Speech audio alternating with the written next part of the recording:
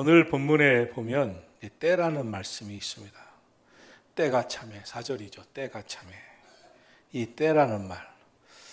이 때라는 것은 하나님께서 오랫동안 계획하시고 또 예정하시고 생각하시고 또 그 실행을 옮기신 시간을 의미하는 것이겠죠. 찼다는 것은 때가 참에, 찼다는 것은 하나님께서 그 뜻을, 그 계획을 실행시키시는 때가 되었다. 때가 찼다. 무르익었다는 말씀일 것입니다. 역사에 또 성경에 보면 모든 것에서는 하나님의 때가 있었습니다.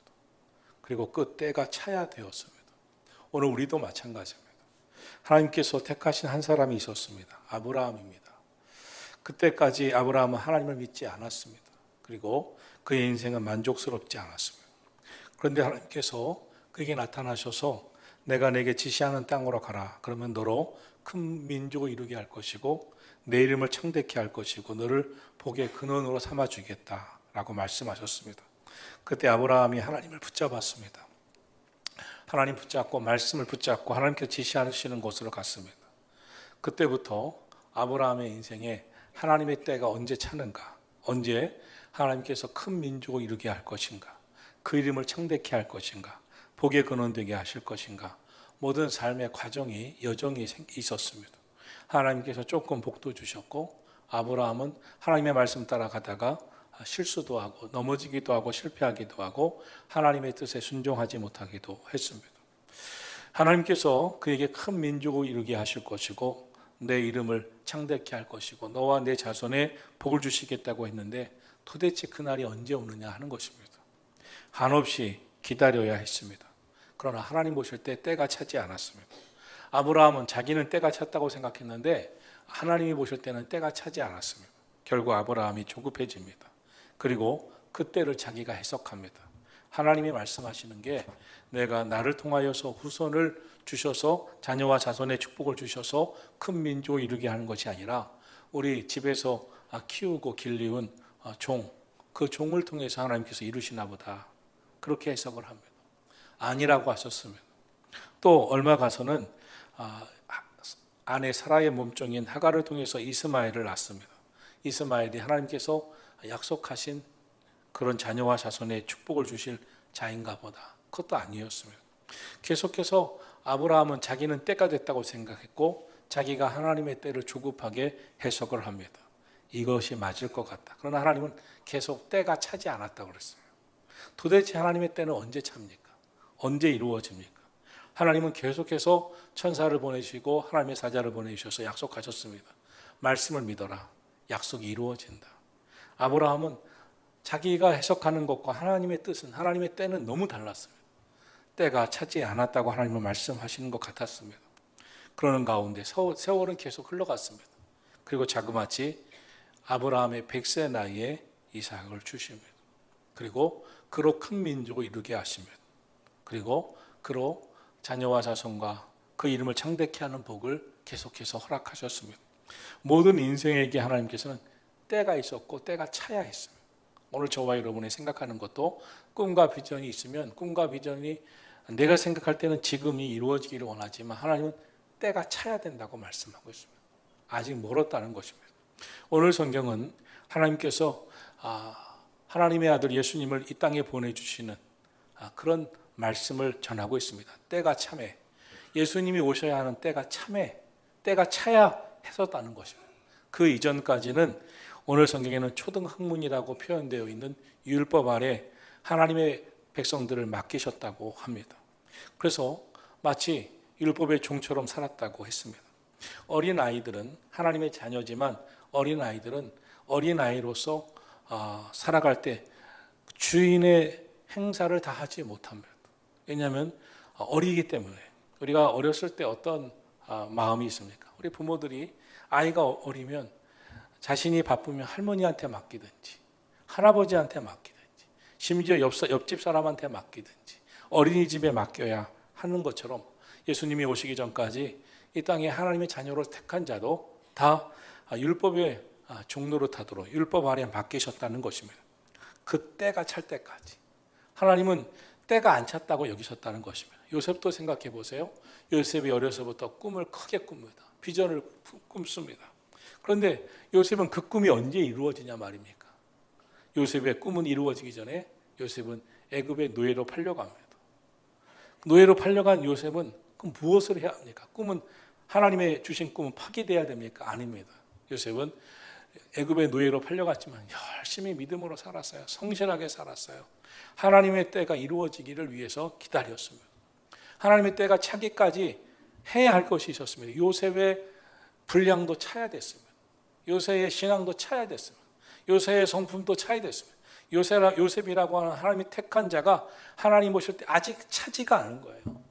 그 때라고 하는 것은 하나님께서 그를 보시면서 생각했던 때가 차야 되고 또 그 시간과 여건이 무르익어야 되는 역사적 상황을 의미하고 있는 것입니다.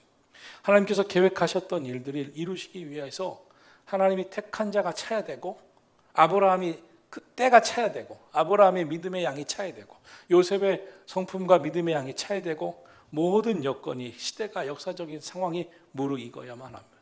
어리석은 자들은 이렇게만 생각합니다. 아직 역사적 상황과 모든 여건이 무르익지 않았어. 그것은 하나님의 몫입니다. 우리가 할 일은 그것이 아닙니다. 내가 하나님 앞에서 하나님 보실 때 찼구나, 충분하구나, 이제 채워졌구나 하는 사람이 되는 겁니다. 저도 마찬가지입니다. 하나님께서 목사로서 세워주셔서 저는 어렸을 때부터 목회자가 되면 꿈을 갖고 있었습니다. 또 저를 위해 기도해 주시는 많은 기도의 어머니들도 그렇게 얘기를 했습니다. 기도할 때마다 너는 큰 나무가 될 것이다. 그리고 큰 나무가 되면 많은 사람들이 그 그늘에 와서 쉬게 될 것이다. 그리고 큰 나무가 되면 많은 새들도 깃들일 것이다. 그래서 혼자 기도하면서 막 상상을 합니다. 나는 큰 나무야. 어렸을 때니 무슨 상상을 못합니까? 혼자 느티나무인가? 아니면 은행나무인가? 혼자 생각도 하고 기도도 하는 거예요. 막 이런 파란 새도 오고 노란 새도 오고 빨간 새도 와서 지작지작 할 때 혼자 생각하면서 기도하면서 생각도 합니다. 많은 사람들이 와서 거기서 쉬는 모습을 상상도 합니다. 그리고 어느 날 저도 큰 나무 밑에 가서 쉬면서 이런 나무인가? 혼자 생각도 하는 거예요. 마치 상상도 하는 겁니다. 그때가 언제 옵니까? 아직도 안 온 것 같아. 저는 아직도 안 온 것 같아. 그럼 때를 포기해야 됩니까? 아닙니다. 그 때를 위해서 지금도 준비하는 거예요. 그 때를 위해서 지금도 기도하는 거예요. 개척하면서 이제 때가 왔나? 개척 와서 고생만 하지 때가 뭐가 온 겁니다. 교회가 조금씩 붕해. 때가 온가 보다. 아니다. 하나님. 그러므로 우리의 인생은 하나님은 아직 못 찾죠. 하나님 보시기에 양이 안 차지죠. 하나님 보시기에 내 믿음의 양이 아직 안 차지죠. 내가 성령 충만하지 못하죠. 하나님 보실 때 아직 멀었죠. 이것이 제가 느끼는 마음입니다. 여러분, 믿음의 사람들, 하나님의 뜻을 아는 사람들, 하나님 보실 때 나는 어떤가? 나는 아직 멀었어. 나는 학문적으로도 더 필요해. 지적으로도 또 분별력적으로도 더 필요해. 영적으로도 더 준비해야 돼. 더 많이 기도해야 돼. 말씀도 더 많이 기도해야 돼. 더 많이 알아야 돼. 하나님의 뜻을, 하나님의 말씀을 온 세상에 선포해야 되는 내가 이렇게 부족한 자가 되어서 하나님이 쓰실 수 있어? 쓸 수가 없지. 하나님이 쓰시기에 합당한 사람이 돼야지. 하나님이 쓰시기에 합당한 성품을 가져야지. 하나님이 쓰기에 합당한 그런 마음 자세를 가져야지. 그것이 저희가 느끼는 마음입니다. 하나님은 어떻게 보실까요? 됐을까?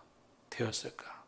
그리고 아브라함을 여기저기 시험하시고 지켜보셨습니다. 요셉도 마찬가지죠. 요셉도 심지어 감옥까지 보내십니다. 그런데 역시 요셉은 요셉이죠. 거기서도 믿음을 갖고 지켜냅니다. 다윗은요, 더 심각한 사람입니다. 하나님이 일찍이 그의 집에 사무엘을 보내서 기름 부음을 부어주셨습니다. 기름 부음을 받은 다윗은 나는 왕이 될 상인가? 언제 왕이 되는지 몰랐어요. 그렇게 기다렸습니다. 왕이 되기는커녕 기름 부음을 받은 그날부터 어마어마한 고난을 당합니다. 정말 사울 왕에 의해서 죽을 고비를 수없이 넘깁니다. 도대체 그날은 언제 오는 것인가? 그런데 웬만한 사람 같으면 기름 부음을 받았어도 포기하고, 그리고 하나님이 쓰시고 축복해 주실 사람이 되지 못할 그런 양이 안 찬 사람이면 벌써 포기하고 넘어질 사람일 텐데 다윗은 안 그랬어요. 그 고난을 다 꿋꿋이 이겨냅니다. 결국은 쓰임 받습니다. 결국은 축복을 받습니다. 결국 하나님께서 위대하게 쓰십니다. 그러니까 다윗을 택하셨겠죠. 사랑하시는 성도 여러분, 그래서 우리가 오늘 이 세상을 살아갈 때 하나님이 나를 택해 주시는 것처럼 중요한 게 없습니다. 혼자 택했다고 하는 것이 아니라 하나님이 나를 택해 주셨다. 하나님이 택하셨다는 것은 무서운 겁니다. 왜냐하면 그때부터 하나님이 하나님의 트레이닝 코스로 보내시는 거예요. 많은 고난과 여건이 있어요. 아직 멀었다.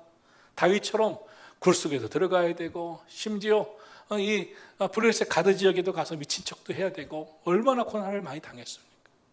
요셉처럼 애굽의 노예로 팔려가도 가봐야 되고, 감옥에도 가야 됩니다. 그런데 한 번도 요셉은 불평하지 않습니다. 다윗은 한 번도 불평하지 않습니다. 오히려 시편에 찬양이 넘쳐납니다. 요셉의 신앙의 꿈과 기도가 넘쳐납니다. 거기까지 가니까 하나님이 쓰신 겁니다. 그리고 때가 차는 거예요. 때가 차면 하나님이 어떻게 하셨습니까? 그의 아들을 세상에 보내주셨습니다. 그 아들이 어떻게 왔습니까? 성경은 아주 구체적으로 그 아들이 온 것에 대해서 말씀하고 있습니다. 그 아들을 보내사 여자에게서 나게 하시고 율법 아래 나게 하셨다. 하나님의 아들이지만 율법 아래 종노릇했던 저와 여러분을 구원하시기 위해서 율법 아래 나게 하셨어요. 그리고 우리를 율법에서 해방시키셨어요. 하나님의 자녀 삼아 주셨어요. 구원해 주셨어요. 그러므로 우리는 이제 완전히 신분이 바뀌었습니다. 7절은 이렇게 말씀합니다. 7절 같이 읽겠습니다. 시작. 그러므로 내가 이후로는 종이 아니요 아들이니 아들이며 하나님의 말미암아 유업을 받을 자니라. 아멘. 예수님이 오셨어요. 예수님을 믿게 하셨어요. 그리고 이제는 율법의 종, 죄의 종로로 타는 인생이 아니라 하나님의 자녀로 삼아 주셨어요. 여기서 자녀라면 하나님으로 말미암아 유업을 받을 자라고 했습니다. 유업이라고 하는 것은 아들로서, 자녀로서, 자녀의 신분으로서 받을 상속을 의미합니다. 아들로서 받을 상속을 의미합니다. 하나님의 자녀가 되었기에 자녀로서 받을 상속이 우리에게 있다는 것입니다. 그럼 하나님께서 하나님의 자녀 삼아주신 우리에게 자녀의 상속분, 유업이 있다는 것이고, 그럼 우리가 어떻게 하나님의 자녀가 되는 것입니까? 어떻게 저와 여러분 하나님의 자녀가 되었습니까? 이 세상에 수많은 사람들이 있을진데 누구는 하나님의 자녀고 누구는 하나님의 자녀가 아니라고 할 텐데, 그럼 누구는 하나님의 자녀입니까? 예수님 믿는 사람.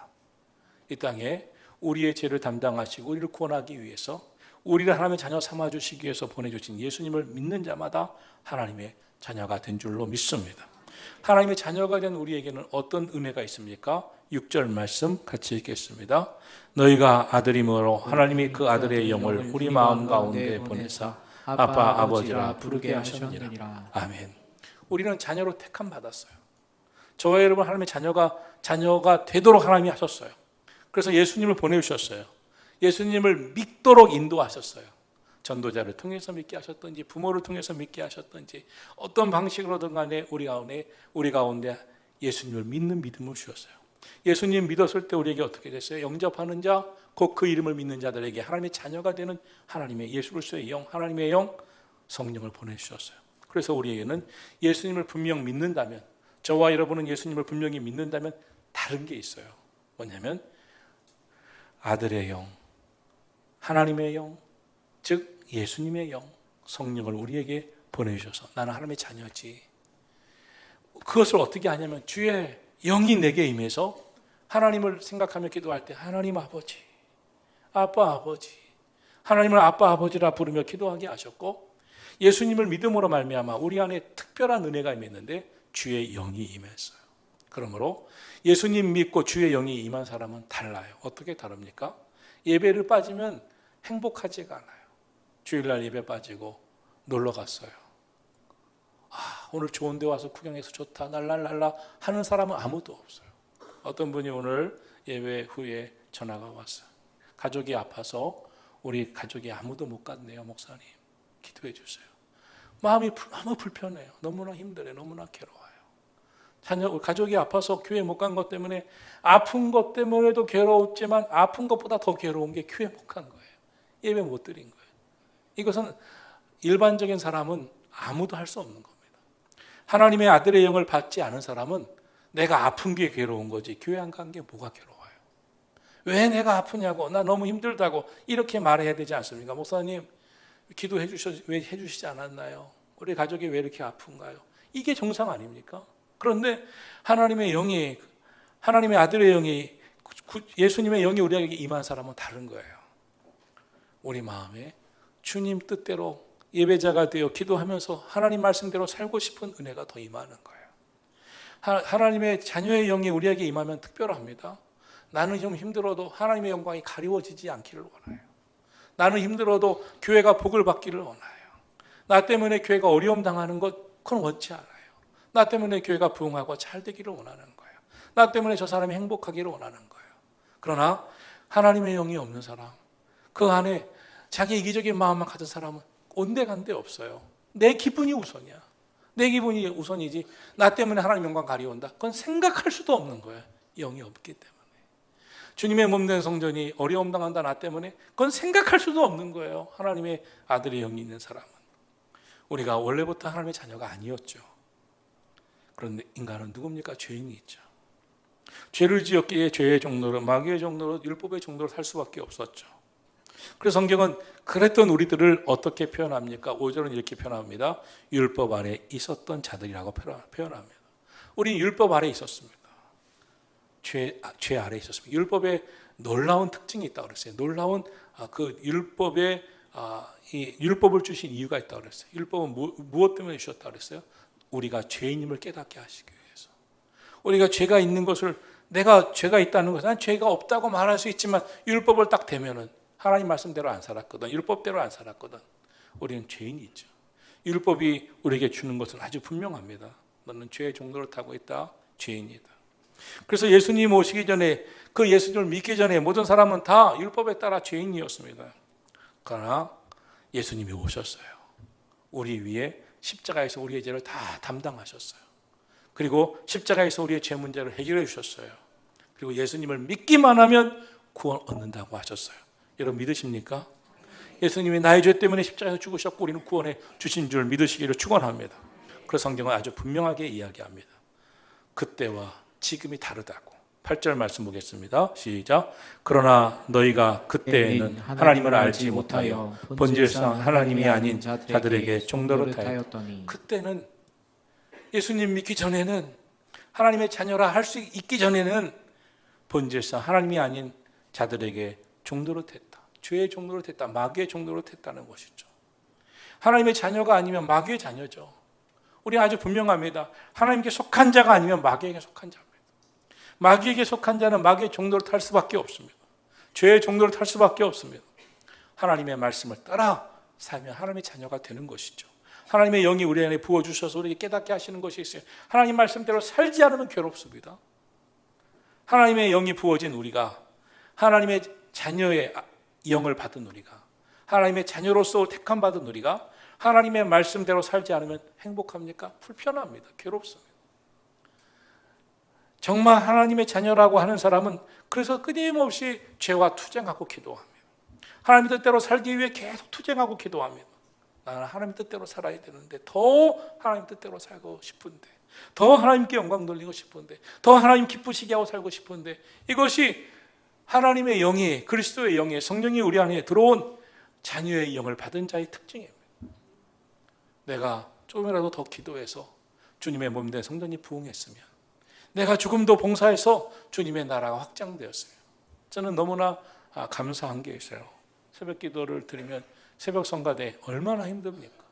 그런데 많은 분들이 새벽 성가대를 참여하면서 기도하시고 계세요.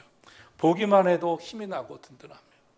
그것을 보면서 한 사람 한 사람 새벽 성가대 참여하시는 분들이 있어요. 물론 새벽 성가대로서 참여하면서 다 노래를 잘하느냐? 그렇진 않죠. 또 성가대 정도 되면 지휘자가 뭐 아무리 못하는 지휘자라도 집중하면서 지휘자한테 맞춰야 되는데 지휘자를 보느냐? 그렇죠. 지휘자는 지휘자일 뿐입니다. 그는 그의 일을 하고 찬양대는 찬양대 일을 합니다. 제일 놀라는 게 뭐냐면 아직 노래가 끝나지 않았는데 마지막 줄을 하는데 어떤 분은 덮어요. 그리고 심지어 아멘도 하기 전에 내려오려고 그래. 그래서 옆에서 막 잡아요. 내려가시 안 됐다고 지금. 참 감동적입니다. 어떻게 저럴 수 있을까? 어떻게 저렇게 할 수 있습니까? 그런데 찬양대 그렇게 하는 게 대단해요. 그건 대단한 겁니다. 내일부터는 빨리 덤는 분은 없겠지만 그걸 지휘자를 더 많이 보겠죠. 저는 아주 요즘 성가대를 보는 아주 흥미로운 그런 관심이 있습니다. 누가 제일 성가대 지휘자를 열심히 보나? 성가대 지휘자에 집중하나? 누가 자기 일만 하는가? 너는 지휘해라. 나는 노래 부르는 자기 일만 하는가? 아주 그 보는 재미가 남다릅니다.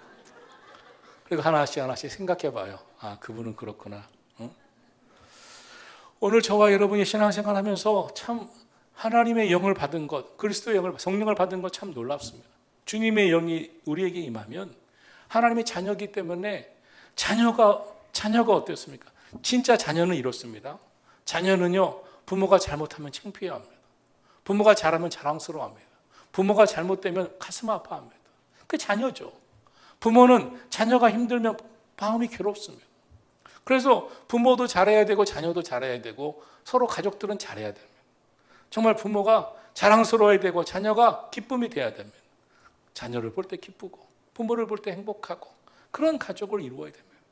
자녀를 위해서라도 열심히 살아야 되고 믿음으로 살아야 되고 또 자녀는 부모님을 위해서라도 믿음으로 열심히 살아야 됩니다. 내가 부모님 얼굴에 먹칠하지 말아야지. 부모는 자녀를 위해서라도 내가 기도의 씨앗을 심어야지. 이게 정상 아닙니까? 우리는 하나님의 자녀가 되었어요. 아들의 영을 받았어요. 하나님의 아들의 영, 자녀의 영을 받은 사람들은 달라요. 하나님을 기쁘시게 하나님의 영광을 위해 살고 싶은 마음이 계속 용서했으면 싶습니다. 원래 그럴 인간이 아닌데 하나님의 영이 임한 사람은 신앙생활하는 자세가 달라요. 믿음 자세가 달라요. 사실 점점 어려운 시대인 것은 뭐냐면 우리 할렐루야 성가대, 임마누엘 성가대, 새벽 성가대도 마찬가지지만 성가대 하기도 참 힘듭니다. 그런데 다 잘하지 않지만 내가 조금이라도 열심히 해서 성가대를 정말 잘하고 싶다. 또 내가 교회학교 교사에서 조금이라도 열심히 해서 어린이들 부흥시키고 싶다. 이것이 교인들에게서 보여지니까 너무나 고마운 거예요. 저렇게 열심히 하시는구나. 우리 교인들은 한 번도 버릴 뿐이 없어요.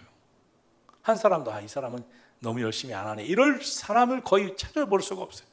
거의 다 양이 이 사람은 더 넘치게 잘하는구나. 이 사람은 조금 그냥 열심히 하는 수준이나 그 정도지 한 번도 버릴 뿐이 없어요. 정말 믿음 생활을 열심히 해요. 제가 그래서 너무 하나님 앞에 생각할 때마다 감사해요. 오늘 성가 우리 여러분 헌신 예배를 드리죠. 11여성교회까지 헌신 예배를 드리면서 어느 여성교회가 이 헌신 예배를 우습게 여겼습니까? 찬양을 대충 했습니까? 어떻게든지 잘하려고, 어떻게든지 하나님께 영광 돌려고 얼마나 열심히 하십니까? 참 고맙죠. 물론 하나님이 보시기에 때가 차지는 않았을 수도 있습니다. 하나님 보실 때 그 양이 차지는 않았을 수도 있습니다. 우리가 더 양이 채워져야 돼요. 하나님 보실 때 더 양이 차야 돼요. 하나님은 아직 부족하죠. 하나님의 때가 찰 때까지, 하나님 보시기에 찰 때까지 나 열심히 하겠습니다. 기도하겠습니다. 여러분, 믿음으로 하나님이 택하신 자녀에게는 반드시 소망이 있어요. 그런데 그 소망을 향해서 갈 때 하나님 우리에게 연단도 주시고 훈련도 하시고 때가 차야 축복이 임하는 줄로 믿습니다. 여러분, 하나님의 때가 차기까지 신앙생활하다가 수없는 많은 사람들이 믿음 생활하다가 시험 들었다가 좀 열심히 하다가 넘어졌다가 하는 일을 수없이 하지만 여러분은 그러지 않으셨으면 좋겠습니다. 믿음의 생활을 하다가 때가 안 차서 좀 기다려야 된다면 다시 힘을 내고 또 다시 힘을 내야지.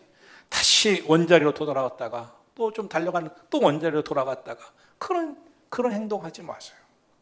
우리는 이제 달라져야 합니다. 9절 말씀 보겠습니다. 시작. 이제는 너희가 하나님을 알 뿐 아니라 더욱이 하나님이 아신 바 되었거늘 어찌하여 다시 약하고 천박한 초등학문으로 돌아가서 다시 그들에게 충돌하려 하느냐. 이제는 너희가 하나님도 알았고 하나님 믿는 너희도 아셨다. 너희가 아신 바 되었다. 이제는 돌아가지 말아라.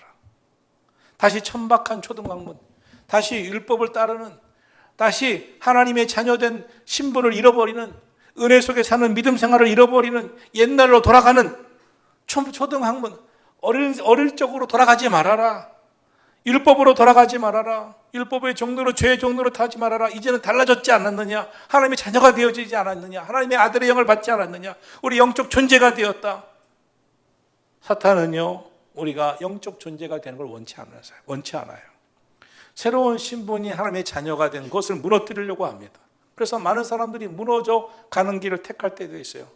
둘째 아들 탕자도 아버지의 품에서 자녀의 신분을 버리고 탕자짓을 합니다. 그러나 그는 실패하고 나서 돌아오죠. 성경은 분명히 말씀합니다. 그 아버지는 하나님이죠.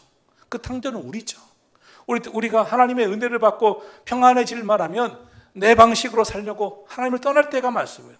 떠나서 완전히 실패하고 패배했다면 돌아와야 됩니다. 우리 돌아오시기를 축원합니다. 믿음의 원자로 돌아오셔야 됩니다. 야곱도 그가 실수해서 떠났지만 결국은 돌아오게 됩니다. 돌아와야 합니다. 그러면 어떤 일이 있어요? 탕자가 돌아오자 품꾼의 하나로 써줄 줄 알았더니 자녀의 신분을 확실히 회복시켜 줍니다. 예수 믿는 사람은 하나님 앞으로 돌아가는 그 시간부터 소망이 있는 거예요. 하나님의 은혜 안에 거할 때 우리는 소망이 있는 거예요. 사실 내일은 모든 사람에게 불안한 것 같지만 하나님 믿고 살면 불안한 내일도 희망이 되는 줄로 믿습니다. 왜냐하면 악한 영은 우리를 불안하게 만들어요. 안 될 것 같게 만들어요. 그러나 하나님은 예비하시고 준비해 놓으시고 우리가 때가 차기만 하면, 믿음의 양이 차기만 하면, 기도하기만 하면, 영적 준비가 되기만 하면, 하나님의 은혜 안에서 살기만 하면 하나님이 예비하신 은혜로 축복해 주시는 줄로 믿습니다. 우리 한번 기도해 보셔야 됩니다. 여러분과 교회를 위해서. 여러분이 믿음 생활 잘 하시고 말씀 따라 기도하시면 그런 성도들을 볼 때마다 희망이 생겨요. 저분은 얼마나 복을 받을까? 저분의 미래는 얼마나 하나님의 은혜가 임할까? 저는 저를 알잖아요. 저는 형편없었는데 이만큼까지 하나님이 은혜 주신 것을 보면 우리 성도님들은 제가 그만할 때 그렇게 믿음 생활을 못했거든요. 그런데 우리 자녀들, 여러분들을 보면서 앞으로 얼마나 하나님의 복을 주실까? 또 우리 교회를 통해서도 생각합니다. 하나님께서 이런 성도들로 가득한 교회에 얼마나 복을 주실까? 미래를 생각하면서 기다립니다. 여러분, 내일의 소망을 우리가 믿고 과거로 돌아가지 마세요. 오늘 성경은 말씀합니다.